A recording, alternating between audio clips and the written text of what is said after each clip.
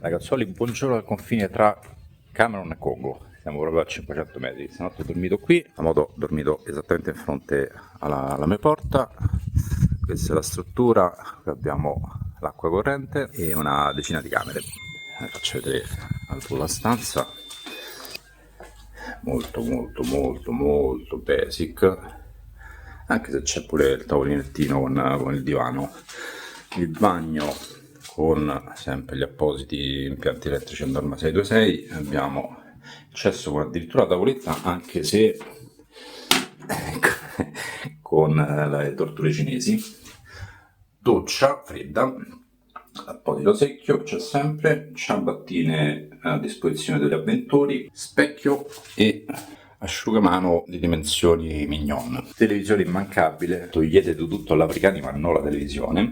E poi abbiamo il ventilatore che funge anche da fermaporta, collegato con l'impianto scusate, collegato con l'impianto quello solare, così funziona anche quando non c'è la corrente della città, diciamo. Io sono praticamente pronto, la moto è quasi carica, manca la borsa posteriore, tempo 5 minuti e si va.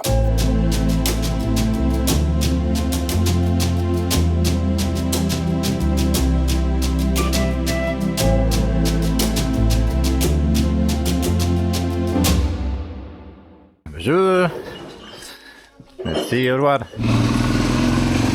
Allora, adesso in ordine priorità acqua, benzina, guarda. Poi passaggio di frontiera e poi ci aspettano 350 km di asfalto perfetto. Quando dico perfetto intendo veramente perfetto, così. Ieri 300 km sotto l'acqua, 5 ore di viaggio, 4 ore e 45 di pioggia, e fortunatamente con l'asfalto perfetto, perché se fosse stato pieno del buio sarebbe stato veramente molto complicato. Questa cittadina si chiama Ntam, N-T-A-M, proprio un buchino di cittadina. Ecco qui, la troviamo qui.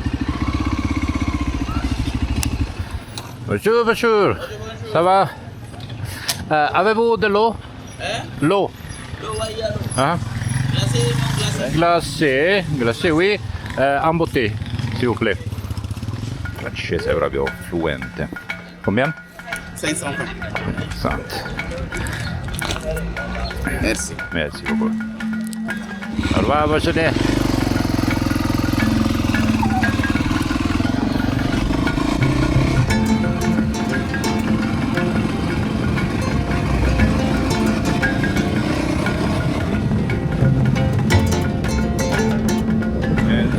Benzinaio e piloti.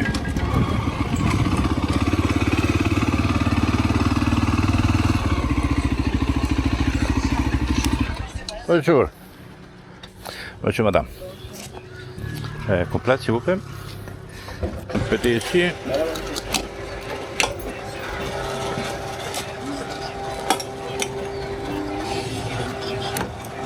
Fatemi chiudere che qua mi perdo un pezzo della routine, c'è un casino. And I have 500. You missed 500? Yes. You have 1000?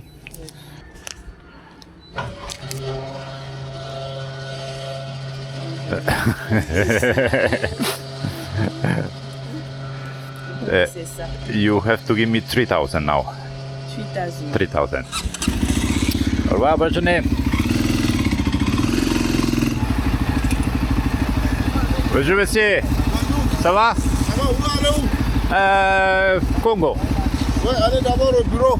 Ah, immigration. Migration. No, ah, ok. E la douane ensemble, ok.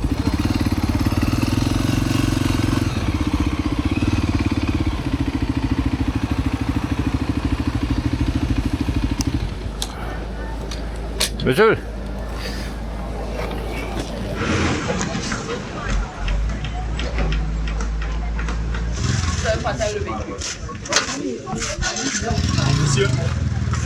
Monsieur. Les doigts.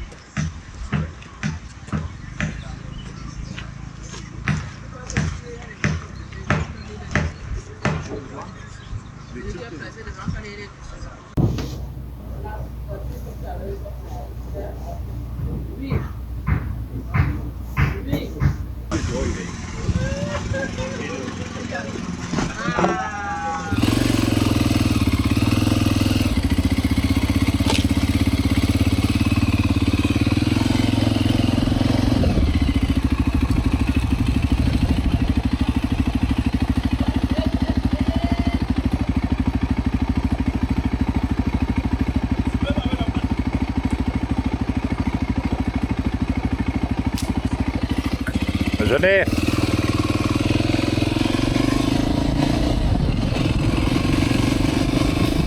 Ok, allora, dopo questo cancello siamo ufficialmente poi al Cameron.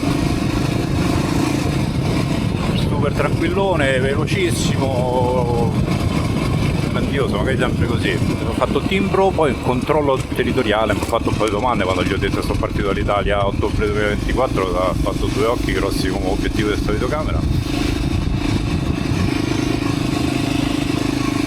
Un po' per fargli capire la situazione. Poi mi chiedeva del allora parking transit dove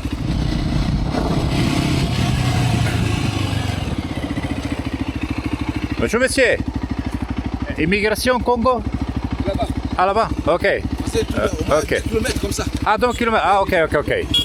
Merci beaucoup, Ragione. Ok, quindi tra 2 km. Dicevo, quindi vabbè, immigrazione velocissimo, controllo del territorio, non so che roba era, insomma, però che è carinissimo. E la dogana non sapeva manco cosa volessi, e infatti non lo sapevo manco io in realtà perché non ho il carnet, mi hanno dato il passavanti, però in realtà già sempre meglio fermarsi, comunicare che uno sta uscendo, ti mettono un timbro, insomma sembra così un po' più ufficiale, però in realtà soprattutto se uno pensa di non tornarci mai più in un paese, anche se lascia perdere qualcosa non è proprio un dramma, ecco.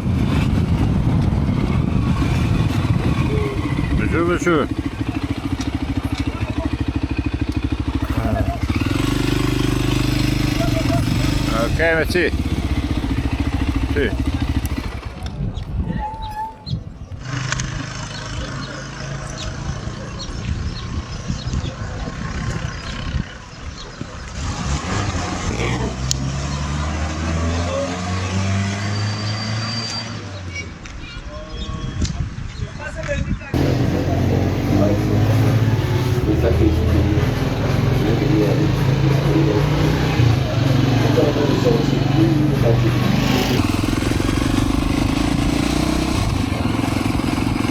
Dov'è?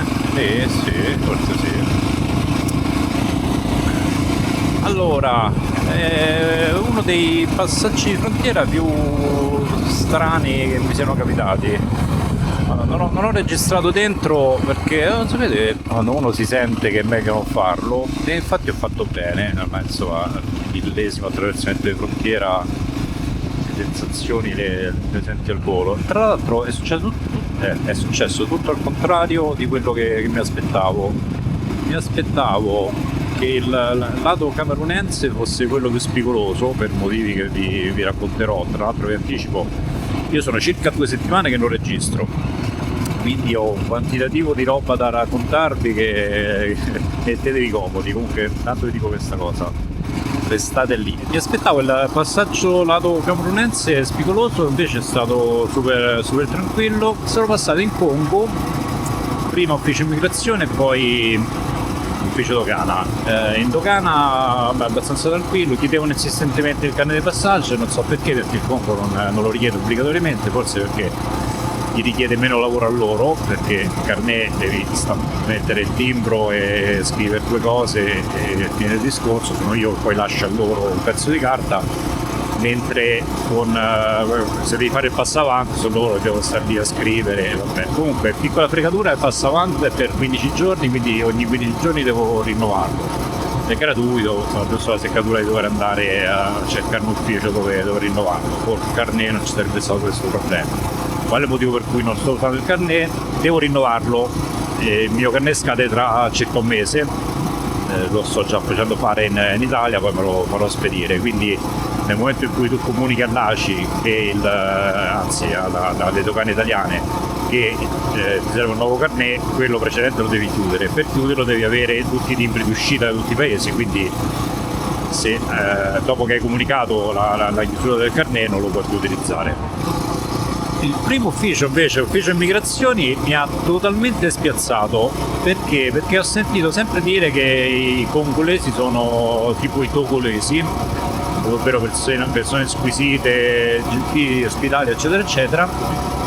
L'ufficiale, credo che fosse il capo dell'ufficio immigrazione, uno stronzo di dimensioni gigantesche, il classico boss mafioso che sta lì calmo, che ti fa aspettare senza motivo, che se entra qualcun altro si mette a parlare con qualcun altro e tu stai lì ad aspettare.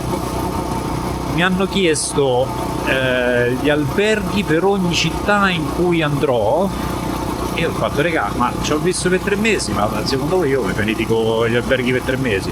Oh, c'è stato perso. Mi sono messo lì, ho dovuto sparare a casaccio, probabilmente c'avevo ancora un ultimo anelito di vita di internet, quindi sono potuto, cioè mi erano rimasti 50 mega e l'ho finito lì. Sono messo a cercare random alberghi e vabbè. Sarò stato 40 minuti dentro a quell'ufficio per scrivere 2 cose e mettere un timbro. Questo qui, guarda, veramente è una di quelle persone disgustose, quelle che si fanno grandi del loro piccolo potere di poter decidere chi entra, chi non entra, le condizioni a cui si entra, delle piccole persone, perché poi questa è la classica gente che quando invece si trova davanti persone di grado più alto invece diventano piccole così. E niente, allora vi devo raccontare un po' di cose. Innanzitutto, perché ho la videocamera lì? Ho la videocamera lì perché non solo perché quando faccio i passaggi di frontiera ultimamente la metto lì, infatti scusate, forse mi vedrete con un'angolazione un po' fastidiosa. Metto la camera lì perché dà un pochino meno nell'occhio rispetto al selfie stick. Il selfie stick probabilmente riuscite a vedere che è rotto. E direte: ah, si è rotto con le buche? No, si è rotto a Yaoundé, la capitale del Camerun, in cui sono stato una decina di giorni, in occasione di un veramente bruttissimo episodio. Stavo rientrando a casa, praticamente dovevo girare a sinistra, perché nella strada dritta così dovevo girare a sinistra e con le macchine venivano dall'altra parte. A questo punto fortunatamente superato un po' troppo la strada dove dovevo girare, stavo leggermente distratto, quindi mi sono fermato, ho aspettato che una macchina mi facesse passare e poi invece di girare semplicemente a sinistra ho dovuto fare quasi una sorta di inversione a U per un paio di metri. Mentre facevo questa inversione a U, un motorino tra la macchina che si era fermata e diciamo le macchine parcheggiate, quindi sulla destra di quell'altra macchina, con 2 persone a bordo, a 200 all'ora. Fortunatamente io appunto non stavo entrando a 90 gradi, stavo così, quindi ci siamo presi di fianco, diciamo, abbiamo fatto a sportellate per capirci. Questi scendono al motorino, vedono subito che sono bianco e cominciano a fare l'ospedale, porta all'ospedale, così ho fatto vabbè, calla, già capito come va a finire. Loro parlavano solo francese, io non parlo francese, non ho 4 parole e io ero abbastanza tranquillo perché tra l'altro, cioè, a prescindere dalla ragione e torto, ho l'assicurazione, sti cavoli, voglio dire, se mi vuoi devo prendere i dati dell'assicurazione e fregare i soldi dell'assicurazione, problemi vostri. Però non ci riusciamo a capire, quindi a un certo punto vedevo che questi sono sempre più insistenti, più aggressivi. Ho fatto vabbè, chiamiamo la polizia. Come ho detto chiamiamo la polizia, loro mi stavano davanti. Come ho detto chiamiamo la polizia, uno dei 2 infila le mani dietro al cupolino e cerca di afferrarmi le chiavi della moto, perché ovviamente loro sapevano perfettamente di stare nel torto. Se arriva la polizia gli si complicano le cose. Il concetto fondamentale, loro volevano dei soldi da me, non è che volevano fare tutta la cosa dell'assicurazione, volevano che gli lasciassi qualche soldo lì per lì, cosa che io piuttosto mi faccio sparare, ma non tanto per i soldi ma per il principio. Quindi lui cerca di afferrare le chiavi, io con le mie mani gli afferro le sue mani e comincia questa colluttazione un po' così. La mia preoccupazione era che nella colluttazione si spezzasse la chiave dentro. Quindi comincia a strillare, a un certo punto questo più tirava, mi si spegne il cervello, quindi gli do un destro in faccia. Io non ho mai dato un cazzotto in faccia a nessuno. Lui rimane così, quell'altro pure sapeva che fa, solo che nell'arco di 5 secondi vengo circondato da 10-15 persone che cercano di menarmi. Chi mi spingeva cercando di buttarmi per terra, chi mi sputava in faccia, chi insomma. E sta cosa è andata avanti per buoni 15 minuti. Insomma, dopo 15-20 minuti arriva un poliziotto e già dalla faccia ho capito che più che la soluzione era un altro problema. Questo mi chiede i documenti, le cose, insomma io purtroppo gliele devo dare.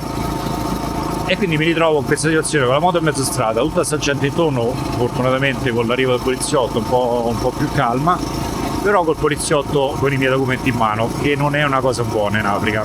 Con grande maestria, dopo anni di commerciale, la parlantina, anche se in una lingua non la mia, c'era un ragazzo che mi stava aiutando a fare la traduzione, riesco a convincere il poliziotto a farmi portare, facendo finta che avevo paura, eccetera, eccetera, a farmi portare la moto dentro al cancello dell'edificio in cui stavo, dell'edificio dove c'era l'appartamento dove dormivamo, e a far chiudere il cancello. Quindi loro fuori, io dentro con il poliziotto. A quel punto il problema era soltanto col poliziotto.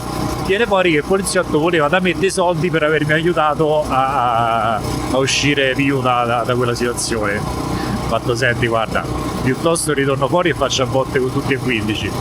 Quindi insomma, facendola breve, non ho cacciato una lira, è andata tutto quanto bene. Solo che in questa colluttazione il tizio che stava davanti, sporgendosi eccetera eccetera, ha spezzato come si chiama, il selfie stick, che quindi adesso devo trovare il modo di raggiustare. Perché prima dicevo che mi aspettavo che fosse difficile il lato camerunense, perché questo non è l'unico episodio fastidioso, che è il più grave sicuramente, ma non l'unico fastidioso che è capitato in Camerun, che purtroppo si è dimostrato di gran lunga il paese peggiore, nonostante il bell'impatto che abbiamo avuto inizialmente appena entrati nella zona dove parlano anche abbastanza inglese. La zona prettamente francofona, di gran lunga il peggior paese attraversato finora. Tutti quanti che cercano di fregarti, la polizia corrotta, ubriaca, veramente vabbè. Diciamo che sono molto molto felice di essere uscito. Un altro episodio, sempre io andai, mi fermano dei tizi con la maglietta, ho scritto Polizia Municipale, cominciano a chiedere l'assicurazione, i documenti, e alla fine dicono: ma ce l'hai il permesso per guidare? Io andai, guarda, se conosco per filo e per segno ogni documento che devo avere qua, quello non mi riguarda. No, ce lo devi avere, vabbè, insomma, di nuovo un altro cinema con l'unica intenzione di spillarmi dei soldi, cosa che con me è abbastanza poco facile da ottenere. E quindi vabbè, un'ora sotto al sole con questi, dai, adesso ti portiamo all'ufficio, non so dove, siediti dietro sulla tua moto. Stavo senza pagargli perché stavo tornando dall'officina, ho fatto un po' di manutenzione. Siediti dietro, il mio collega la guida e ti porta, guarda, piuttosto mi spari una tempia, questa moto non la tocchi neanche con un dito, no, che la guidi. Vabbè, vogliamo andare all'ufficio? Perfetto, scendo dalla moto e comincio a spingere. Comincia a spingere e lui mi guarda e fa: dove vai? No, all'ufficio, venite con me. No, ok, vai. Questa è l'altra tattica, probabilmente il 90% di voi che vede questo video non entrerà mai in Africa, mai vi dovesse capitare.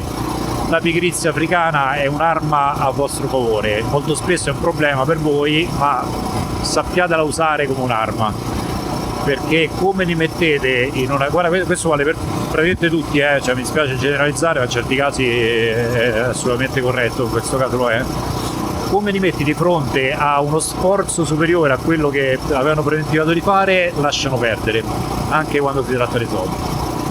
E vabbè, quindi esperienza nel Camerun spettacolare dal punto di vista paesaggistico, perlomeno nel nord, umanamente abbastanza una delusione. Poi altra novità, come vedete intorno a me non c'è né ora né durante il passaggio di frontiera il buon Daniel.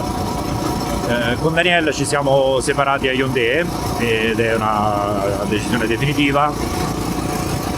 Diciamo che era dopo 6 mesi abbondanti, quasi 7, passati insieme, 3 prima della pausa estiva, 3 e mezzo passati dopo la pausa estiva fino alla settimana scorsa, nonché una decina di giorni passati in Italia quando entrambi eravamo tornati in Europa. È stato il momento di riprendere ognuno le proprie abitudini e le proprie libertà. E quindi niente, so che molti di voi sono affezionati a Daniel. Se avete piacere di sapere quello che sta facendo e che farà, potete continuare a seguire il suo canale, la Tortilla Viajera. E quindi niente ragazzuoli, benvenuti in Congo, in questo nuovo setup in solitaria.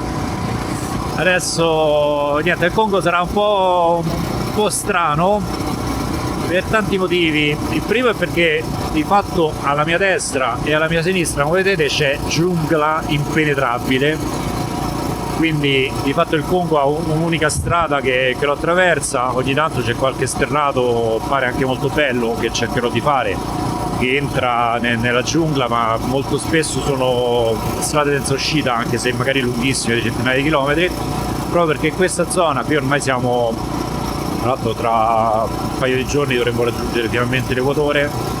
Siamo appunto in zona di foreste tropicali, equatoriali, foreste pluviali, non so come chiamarle, e non è che si passi dappertutto, insomma.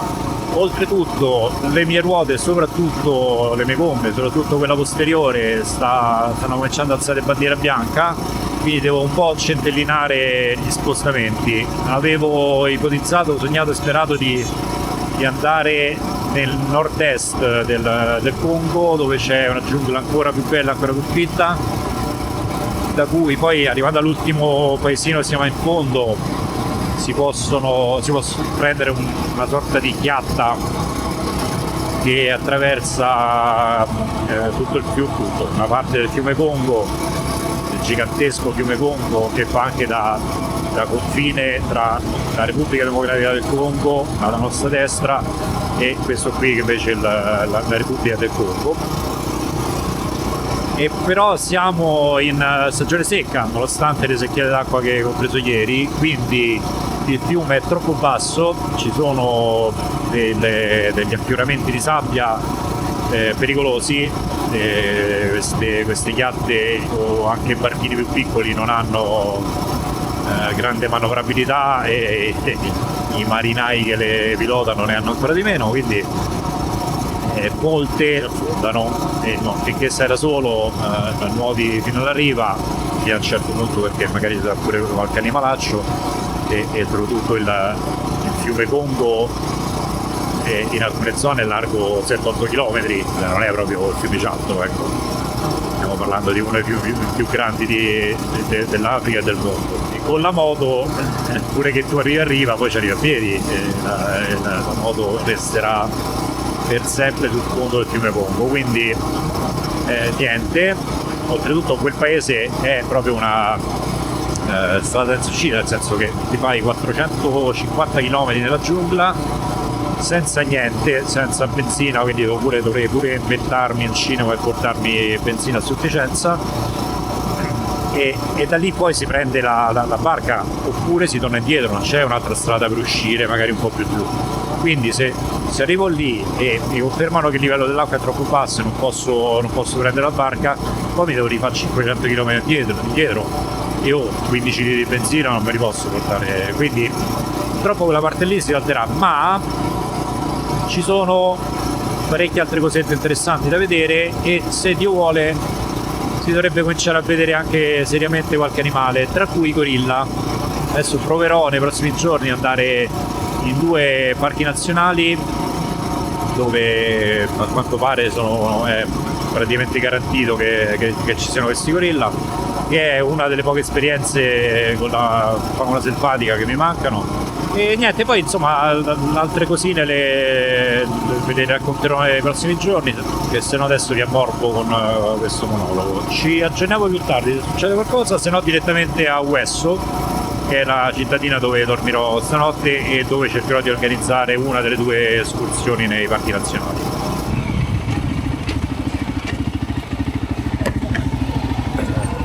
Bonjour, SIM card? SIM card? Oui? Ah.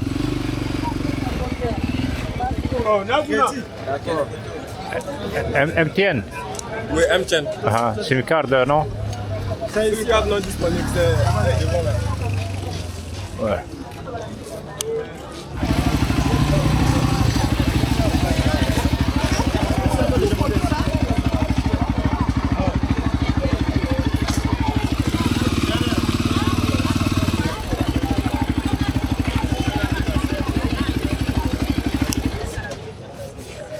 Le SIM en ce moment ça ne passe pas. MTN ça ne passe pas. Non? Ouais. Ok, merci beaucoup. Bonjour. SIM card MTN? La fermé. T'as fermé? Ah. Là? No. Ok.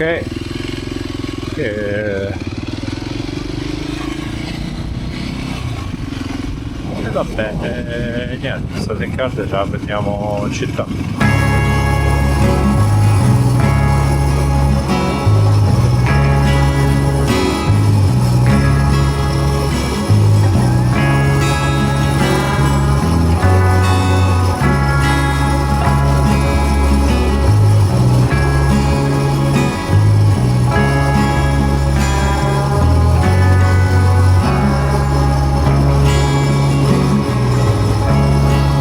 Hello!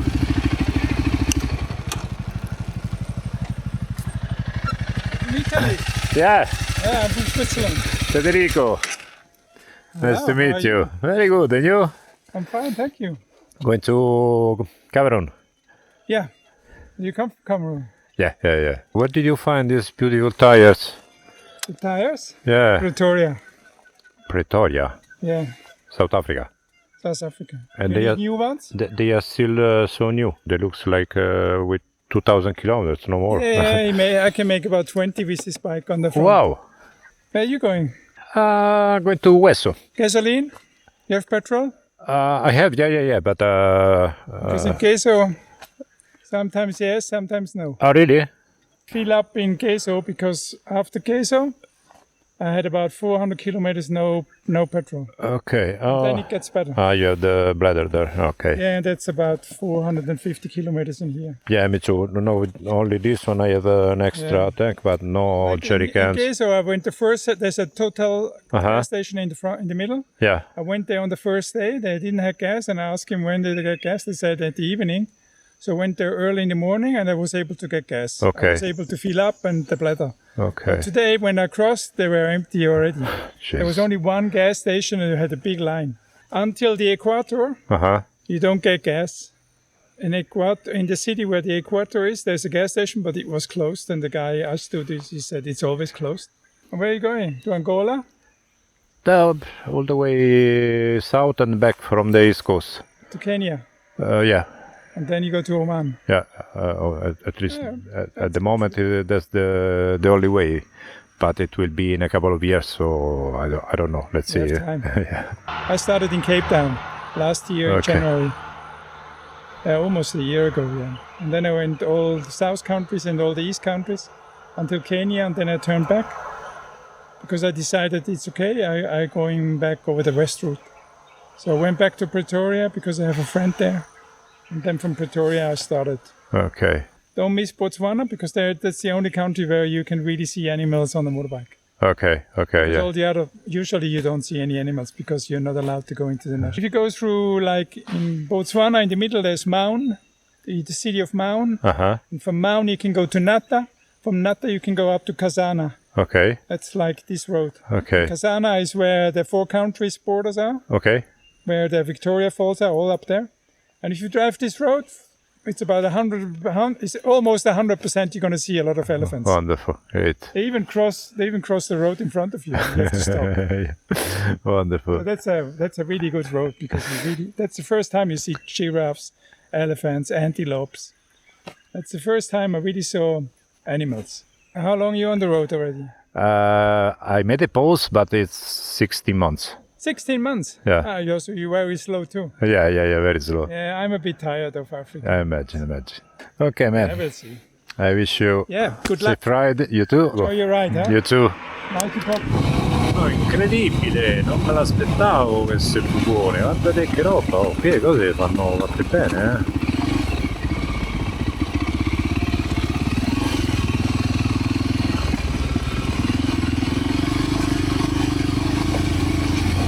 Asfalto perfetto fino adesso.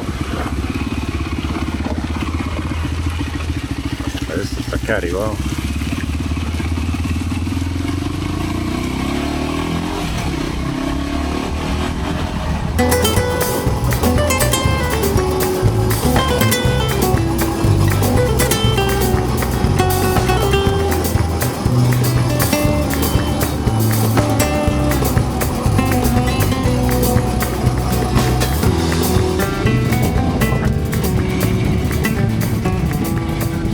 Allora, siamo arrivati a Wesio. Sono un pochino preoccupato perché due benzinai in tutta la città, ce ne sono 3 o 4, non c'è benzina. Dove sei? Essence? Non, l'essence, il n'y en a pas. Ne pas? Oui, peut-être après. In tutta la città? Peut-être demain. In tutta la ville? Oui, vite. The man? Demain. Demain, il vient. The man. Ok, merci.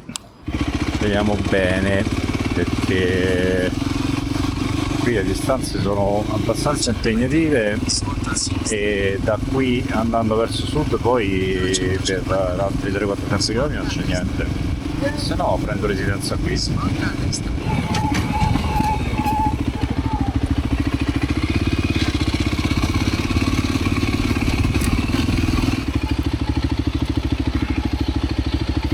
Quindi non hanno parcheggio. Bonjour, bonsoir. Ça va? Oui, ça va. Avez-vous une chambre pour ce soir? Oui, Combien? 5 000. 5.000. Ah, ma ho sbagliato. Ho sbagliato completamente. Vabbè, già che sto qua vado a vedere. Madame, se possibile... Ciao piccolo. C'avevo la vecchia destinazione. Ciao madame. Addirittura con l'aria condizionata.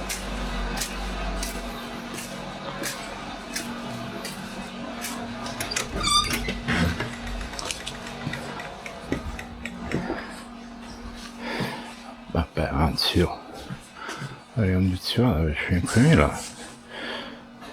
Ok.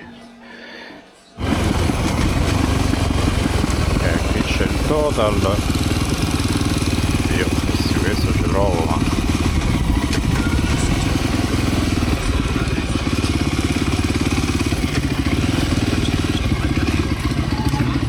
bonsoir madame.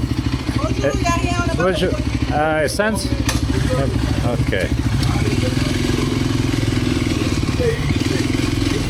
Ok, quindi mi sa che abbiamo esaurito le opzioni benzina, c'è solo da aspettare. Resit hotel, sì. Swap!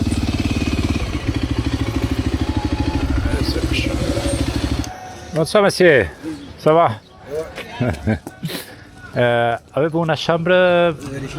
combien? 10.000, ok. Lusso.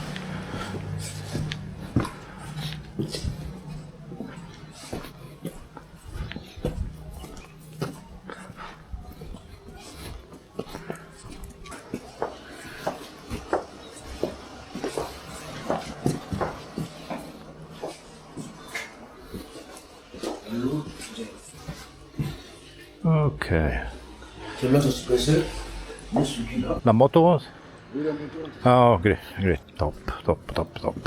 Allora, 10.000 sono esattamente 15 euro. Direi che ci si può ampiamente stare. Aria condizionata, soprattutto la wifi, che tante volte non dovresti trovare la SIM, è fondamentale. Poi leggevo e qui intorno, proprio a 1 metro di distanza, c'è un ristorantino dove si mangia molto bene, potrebbe essere lì.